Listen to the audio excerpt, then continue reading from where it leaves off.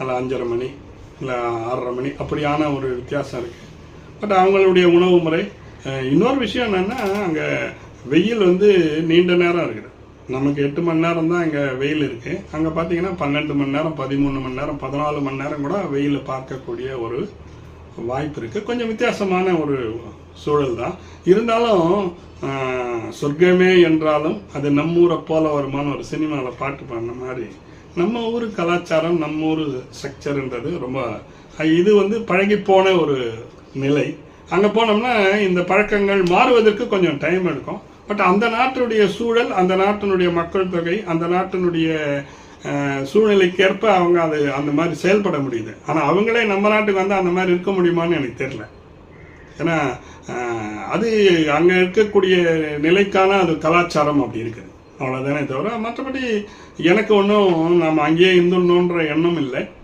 வாய்ப்பு கிடைச்சா இன்னொரு தரம் போய் வரப்போகிறோம். ஆனால் நம்ம ஊர் தான் சிறப்பான நகரமாக நான் நினைக்கிறேன். என்ன சிறப்புன்றீங்க? லண்டனை விட என்ன சிறப்புன்றீங்க? இல்லை, இங்கே மக்கள் தொகை அதிகம். இங்கே எல்லாம் அதாவது என்ன சொல்கிறது, மலிவாக கிடைக்குது. விலைவாசி ரொம்ப குறைவுன்னு சொன்னால் அது கரெக்டு தான்.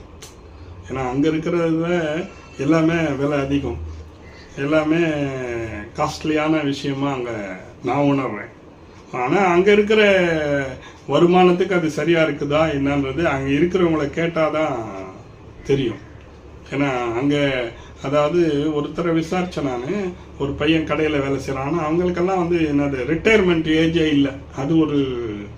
அது மைனஸாக ப்ளஸ்ஸான்னு தெரில எனக்கு. ஏன்னா அந்த நாட்டில் வந்து வேலைக்கு ஆளே கிடைக்க மாட்டேன்றாங்க. அதனால் என்ன பண்ணுறாங்கன்னா, ரிட்டையர்மெண்ட் ஏஜ் இல்லைன்றான். அவன் 60 இல்லை, 70 வரல, 80 வயசு வரல கூட அவன் வேலை செய்யலாம்.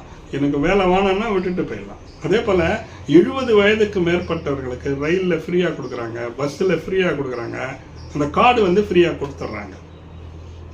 ஆக அவன் ரிட்டையர் ஆனாலும் பீஸ்ஃபுல்லான ஒரு லைஃபு அவங்களுக்கு கிடைக்கிற மாதிரியான ஒரு சூழல் அங்கே இருக்குது. இன்னொரு விஷயம், நாங்கள் விசாரித்ததில் ஒருத்தர் ஒரு வீடு மட்டும்தான் வச்சுக்கலாம். ஒன்றுக்கு மேற்பட்ட வீடு வாங்கிறதுக்கு அவங்களுக்கு சட்டத்தில் இடம் கொடுத்துருக்காங்க. ஆனால் 200% வரி கட்ட வேண்டும், 200% கட்டுமான செலவுகளுக்கு செலவழிக்க வேண்டும். சாதாரணமாக முதல் நான் ஒரு வீடு வாங்குறேன்னா அதுக்கு அங்கே இருக்கக்கூடிய சந்தை விலை, மார்க்கெட் விலை என்னவோ அந்த விலையில் செங்கல்லும் மணலும் சிமெண்ட்டு எல்லாமே எனக்கு அந்த நார்மல் ரேட்டுக்கு கிடைக்கும். இதுவே நான் வந்து ரெண்டாவதாக இன்னொரு வீடு வாங்கினேன், என்கிட்ட பணங்குதே அப்படின்னு நான் போனேன்னா, உங்களுக்கு ஏற்கனவே ஒரு வீடு இருக்குது, அப்போ நீங்கள் இன்னொரு வீடு வாங்க விரும்புகிறீங்க, அப்போ